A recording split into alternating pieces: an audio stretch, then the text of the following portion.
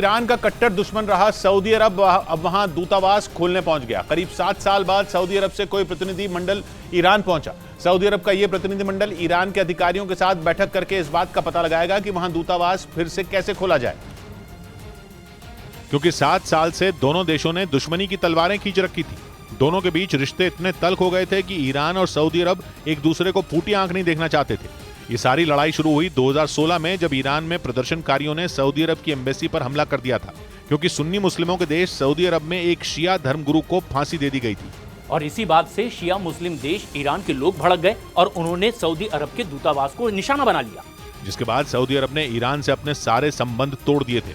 लेकिन अब वो एक बार फिर ईरान में अपना दूतावास खोलने जा रहा है और इसकी तैयारी के लिए सऊदी अरब का एक प्रतिनिधिमंडल ईरान पहुंचा, जहां ईरान के अधिकारियों ने उनका गर्मजोशी से स्वागत किया। ईरान की मीडिया के मुताबिक सऊदी अरब के अधिकारी ईरान की राजधानी तेहरान का दौरा करेंगे और वहां फिर से दूतावास खोलने पर बातचीत करेंगे, जिसके लिए दोनों देशों ने मार्च में चीन की मध्यस्थता के बाद हामी भरी थी, क्योंकि तब चीन ने ही ईरान और सऊदी अरब के बीच 7 साल से चली आ रही दुश्मनी खत्म करवाई थी।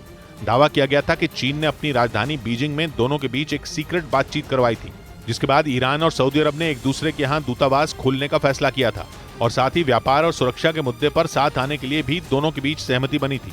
और इसी कड़ी में एक कदम और बढ़ाते हुए सऊदी अरब से एक टीम ईरान पहुंच गई, जिसके बाद माना जा रहा है कि कुछ ही वक्त में सऊदी अरब ईरान में दूतावास खोल देगा। और ऐसा हुआ तो ईरान से उसके रिश्ते और तेजी से सुधरेंगे। इधर झारखंड के जमशेदपुर में 2 गुटों के हंगामे के बाद धारा 144 लागू कर दी गई। उपद्रव करने और अफवाह फैलाने के आरोप में पुलिस ने 60 से ज्यादा लोगों को हिरासत में भी लिया। और साथ ही जमशेदपुर के शास्त्री नगर इलाके में आरएएफ यानी रैपिड एक्शन फोर्स के साथ पुलिस की टीम ने फ्लैग मार्च किया। ये वही इलाका है जहां एक दिन पहले 2 गुटों में हिंसा हुई थी। सिटी मजिस्ट्रेट ज्योति कुमारी ने खुद पुलिस टीम के साथ अलग अलग इलाकों का दौरा किया। अभी स्थिति सामान्य है, कल रात से ही स्थिति सामान्य है। इस दौरान जमशेदपुर की सड़कों पर जगह जगह हिंसा के निशान दिखे। कई जगह सड़कों पर ईंट पत्थर बिखरे नजर आए तो कई जगह सड़क किनारे टूटी फूटी गाड़ियां दिखी, क्योंकि 2 दिन पहले धार्मिक झंडे के अपमान के आरोप पर भड़की सांप्रदायिक हिंसा ने रविवार को भयानक रूप ले लिया।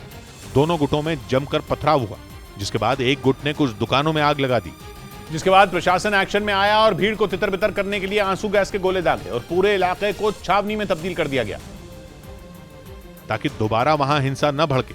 अफवाहों को रोकने के लिए प्रशासन ने इंटरनेट सेवा को भी बंद करवा दिया और लोगों से अफवाहों पर ध्यान नहीं देने और घरों के अंदर रहने की अपील की। अफवाहें या भ्रामक न्यूज़, उत्तेजक मैसेजेस आपको किसी को भी नहीं फैलाना है।